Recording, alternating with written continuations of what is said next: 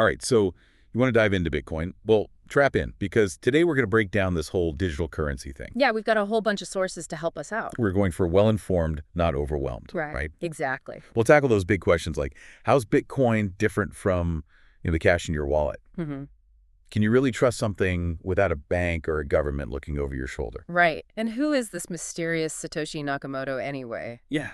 We'll try to unravel that one too. So, our sources describe Bitcoin as a decentralized digital currency.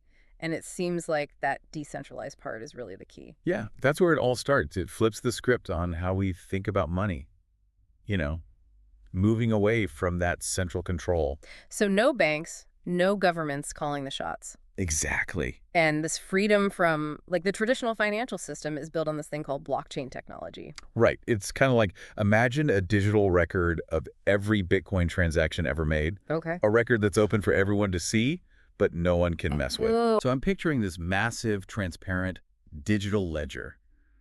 But how does that actually build trust? I mean, if anyone can see it, couldn't they also try to change it? That's where the real cleverness of the blockchain comes in. It's designed in a way that makes it virtually tamper-proof. Okay. Every transaction is linked to the one before it, creating this super secure chain. And on top of that, it's constantly being verified by tons of computers all over the world. So it's like this global team effort. Everyone's checking and double-checking each other's work to make sure no one's cheating the system. Exactly. And because it's spread out across so many computers, it's almost impossible for one person or group to manipulate it. Got it. So let's compare Bitcoin to like traditional money to really highlight the differences. Our sources lay out some good points here. That decentralization, like we said, that's a big one. Huge. And then there's a limited supply. Only 21 million Bitcoins will ever exist. Oh, wow. That makes it scarce, like a digital gold, which is why people make that comparison. That scarcity drives the value up. That's interesting. So unlike dollars or euros, where governments can just print more whenever they want, Bitcoin is more like a finite resource. Exactly. Okay, then there's the whole digital aspect. I mean, it exists purely online, Right. which makes transactions super fast and convenient, Mm-hmm. like we're used to with, Apple Pay or Venmo or whatever. Right. Just like that. But what about transparency? How does the blockchain play into that? I mean, it seems a little counterintuitive, right? Transparency and money usually don't mix. You're right. That's a common concern. But with Bitcoin, that transparency is about the transactions themselves, not your personal info. Okay. You can see where the money is going, but not who sent it or received it. Yeah. So think of it as a financial trail without any names attached. So it's not like someone can just look up my name and see every purchase I've ever made with Bitcoin? Nope. Your identity is protected even though the flow of Bitcoin is completely out in the open. All right. So now that we have a grasp on what Bitcoin is and how it works, let's get to the juicy part. Why would anyone invest in this thing? The sources gave us 4 main reasons. And I think they kind of appeal to different types of people. Yeah, they do. The first one is Bitcoin's potential as a store of value. Okay. Like we talked about before, it has a limited supply, similar to gold, and that appeals to folks worried about inflation eating away at their savings. So it's like a digital safe haven where your money is protected from a government just printing more money. Yeah, that's the idea. Interesting. Then there's the second reason, and that's the potential for big returns. Everyone's heard stories about those early Bitcoin investors who made a fortune. Yeah, for sure. Yeah. But our sources also made it clear that Bitcoin is incredibly volatile, right? It's not a guaranteed path to riches. Oh, definitely not. The price can swing wildly, sometimes within a single day. So big gains are possible, but so are big losses. It's definitely not for the faint of heart. So high risk, high reward. Yeah. Got it. Exactly. And then the third reason is more philosophical. It's the appeal of a system that's outside the control of governments and banks. Yeah, I can see how that would be attractive, especially after, seeing how governments have mismanaged economies in the past. Right. Some people see Bitcoin as a way to opt out of that system completely. It's like taking control of your own financial destiny, I guess. What's that fourth reason? Well, it's the growing global adoption. More and more businesses are starting to accept Bitcoin as payment. We're talking everything from travel companies to tech platforms. So as Bitcoin becomes more widely accepted, it becomes more useful. Yeah. And that drives the value up. Precisely. It's a self-reinforcing cycle. Okay, so we talked about the potential upsides, but what about the risks? Right. The sources were pretty upfront about those too. And I think it's important that we don't shy away from that part of the conversation. Absolutely. Just like any investment, understanding the risks is just as crucial as understanding the potential rewards. So what are some of the things people should be aware of? Well, we already touched on the volatility, but that's a big one. It's not like your savings account where you can expect a steady return.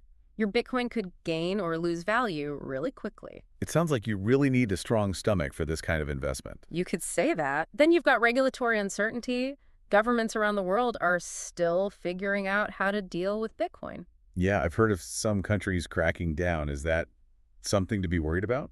It's definitely something to keep an eye on. It's such a new technology that governments are scrambling to set rules and regulations, and these regulations can be completely different from one country to the next, which just adds more complexity for investors. Yeah, it's like navigating a constantly shifting landscape. Exactly. And then there's the whole issue of security. Remember, Bitcoin is stored digitally in what's called a wallet. And just like a physical wallet, it can be lost or stolen. Wait, so if you lose your digital wallet, you lose all your Bitcoin? Yeah, it's gone. That's why it's so important to choose a secure wallet and protect your private key, which is like a super secret password for your Bitcoin. Oh, well. So it's like losing the key to your safe deposit box. Everything's locked away and you can't get to it. Exactly. And then, of course, there are the scams. Unfortunately, cryptocurrency has become a hotbed for those. Yeah, I've heard some pretty scary stories about people losing their life savings. Is there anything specific our listeners should watch out for? Well, scammers are always coming up with new tricks, but a common one is phishing. They create fake websites or emails that look like they're from your bank or a legitimate exchange. Trying to trick people into giving up their passwords or their Bitcoin? Exactly. They might send an email that looks official, asking you to log in and verify your account, but if you click on the link and enter your info, you're handing it straight to the scammers. That's terrifying. So yeah, be very careful. Double check everything before you click on a link or give out any personal information. Okay, good advice. Another common scam is the pump and dump scheme. Right. Scammers inflate the price of a cryptocurrency by spreading rumors or hype. Creating a frenzy and then cashing out while everyone else is left holding worthless coins? It's tough, because it's easy to get caught up in the hype, especially when you're hearing those stories of people getting rich quickly. Oh yeah, for sure. That's why it's so important to be skeptical, do your research, and never invest more than you can afford to lose. So due diligence is key. Don't get swept up in the excitement and make impulsive decisions. Exactly. You've got to stay level-headed. Now, for those who are curious about taking the plunge, our sources do offer some advice on getting started with Bitcoin. Okay, so what's the first step? What should someone do if they're thinking about dipping their toes into this Bitcoin world? The most important thing is to educate yourself. Don't just jump in blindly. Right. Learn how it works, understand the risks, and then figure out the different ways you can invest. There's a ton of good info online. So knowledge is power, as they say. What comes after that initial learning phase? Well, you'll need a wallet to store your Bitcoin. There are different types, each with pros and cons. Some are super secure, others are more user-friendly. It's all about finding what's right for you. Got it. So like with anything else, research is important. Pick a wallet you feel good about. Right, and then you need to find a reputable exchange where you can actually buy Bitcoin. There are a few big names out there, but it's important to do your homework. Make sure you're using a platform that's secure and trustworthy. So it's starting to feel like there's a lot to consider here. What else should someone keep in mind when starting out? The sources stress starting small. Don't invest more than you're willing to lose. It's best to test the waters before you dive in headfirst. So ease into it, kind of like testing the temperature of the pool before you jump in. Exactly. Speaking of diving in, I think it's time we meet some of the key players in the Bitcoin world. Yeah, let's do it. I want to hear about the people who are shaping this whole thing. Well, we've got to start with the biggest enigma of them all, Satoshi Nakamoto, the creator of Bitcoin. The name rings a bell, but I don't really know anything about them. Fill me in. That's the thing. No one does. Their true identity is a complete mystery. It's one of the biggest unsolved mysteries in the tech world. Are you serious? No one knows. Nope. To this day, Satoshi's true identity is a secret. Wow.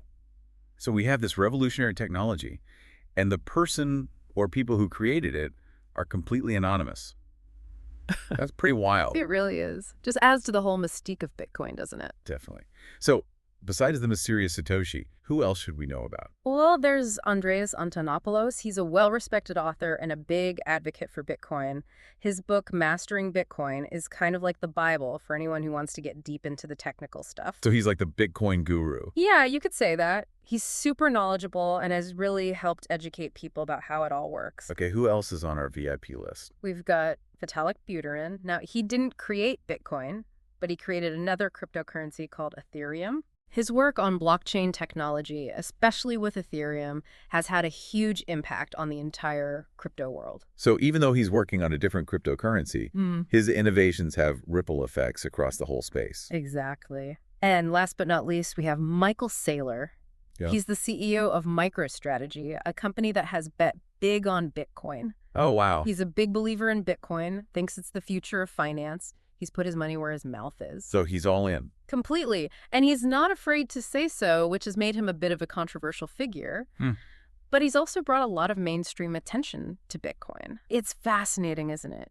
To see how all these different people with their own unique perspectives have contributed to the rise of Bitcoin. Yeah, it's like we've got the mysterious creator, the educator, the innovator, the investor, a real-life tech drama playing out. It shows how Bitcoin has really sparked this global conversation about money, technology, the whole system. It makes you think, what if things could be different? Yeah, and you see that passion on both sides. People who believe Bitcoin is going to change the world and others who are very skeptical. It gets heated sometimes. Yeah, for sure. But that's what makes it so interesting, right? Definitely. It's not just about the tech. It's about challenging how things are done and exploring new possibilities. Like you said earlier, got to approach this with an open mind. Absolutely. Especially because things are changing so fast in the crypto world, always something new to discover. So let's talk more about the security risks. I know that's something a lot of people are concerned about. Our sources highlighted some pretty serious concerns, like hacking and scams. Yeah, security is a big deal with anything digital, especially when it comes to your money. So with Bitcoin, understanding the vulnerabilities is key. One of the main things to think about is the security of your digital wallet, which is where you actually store your Bitcoin. Right. We talked about wallets earlier, but what makes them vulnerable to hacking? Well, different wallets have different levels of security. Some are designed for, everyday transactions, so they're connected to the internet. Makes them easier to use. Right, more convenient, but that also makes them more vulnerable to attack. Then you have wallets designed for long-term storage. They're kept offline. Okay. Super secure, but not as easy to access. So it's like a trade-off, right? Exactly. Convenience versus security. Choosing the right wallet depends on what you need it for and how much risk you're comfortable with. If you're just using Bitcoin to buy, like a coffee occasionally, you might be fine with a mobile wallet on your phone. But if you're holding a large amount of Gitcoin as an investment, a hardware wallet that's kept offline is probably a better choice. Makes sense. So what can people do to actually protect their wallets from being hacked? The sources mentioned something called private keys, and I wasn't totally clear on what those are or why they matter. Yeah, so your private key is basically a unique code that gives you access to your Bitcoin. Think of it like a super complicated password that no one could ever guess. Now, if someone gets a hold of your private key, they can get into your Bitcoin wallet and take your Bitcoin. So it's super important to keep that private key safe. Absolutely. Don't share it with anyone and store it somewhere secure. Any tips on how to do that? Well, some people write it down and store it in a safe place, like a safe deposit box. Others use password managers or encrypted digital storage. It's all about finding a method that you trust, and that offers a high level of security. So that's the hacker side of things. What about those scams? It seems like there are tons of them out there. What are some of the most common ones people should be aware of? Well, there are a lot, unfortunately. And scammers are always coming up with new tricks, but one of the most common is phishing. They create fake websites or emails that look like they're from a legitimate company or organization. So they're trying to trick you into giving up your personal info or, even worse, your Bitcoin. Exactly. They might send you an email that looks like it's from your exchange, asking you to log in and verify your account. But the link takes you to a fake site, and if you enter your info there, you've just given it to the scammers. Okay, so double check everything before you click a link or enter your password. Always. Another common one is the pump and dump scheme. Scammers basically hype up a particular cryptocurrency, spreading rumors and getting people excited about it, artificially inflating the price. And then they sell all their coins at the inflated price, and everyone else is left holding the bag when the price crashes. Right. Pretty much. And this one tends to target people who are new to crypto, people who haven't learned how the market works yet. It's tough because it's easy to get caught up in the hype, especially when you're hearing those stories of people making a lot of money quickly. Yeah, definitely. That's why it's so important to be skeptical, do your research, and don't invest more than you can afford to lose. Solid advice. So it sounds like there are definitely some real risks involved with Bitcoin. It's not all sunshine and rainbows. It's not. But even with the risks, there are also some real opportunities. And as the industry matures, we can expect to see security improve and scams become less common. So for someone who's interested in Bitcoin but wants to be cautious, what's the best way to approach it? I'd say a few key things. First, educate yourself. Really take the time to understand how Bitcoin works and the risks involved. Second, choose reputable platforms and services. Do your research, read reviews, and don't be afraid to ask questions. And finally, be skeptical. If something sounds too good to be true, it probably is. So a healthy dose of skepticism is a good thing. Definitely. Trust your gut. If something feels off, walk away. Great advice. It sounds like a balanced approach is key, right? Yeah. Informed enthusiasm combined with healthy skepticism. Exactly. And remember, knowledge is your best protection. The more you understand about Bitcoin, the better prepared you'll be to make smart decisions and avoid those potential pitfalls. Okay, so say someone's listening to all this and thinking, is Bitcoin right for me? What are some questions they should ask themselves to figure that out? Well, start with your own finances. How much risk are you comfortable with? What are your investment goals? Are you okay with the fact that Bitcoin can be very volatile? So figure out if your goals and your risk tolerance actually align with what Bitcoin has to offer. Right. But it's not all about money. It's worth thinking about what Bitcoin represents. The idea of a decentralized financial system, the potential of blockchain technology. Do those things excite you? So it's about the bigger picture too, the potential for change. Exactly. If those ideas resonate with you, then maybe Bitcoin is something worth exploring further. So a lot to consider, Mm. practical stuff and big picture stuff. But it sounds like we've given our listeners some good food for thought. I hope so.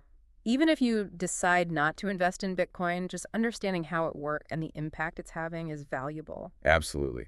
It's a fascinating phenomenon. It's shaping the future of finance and technology, whether you choose to be a part of it or not.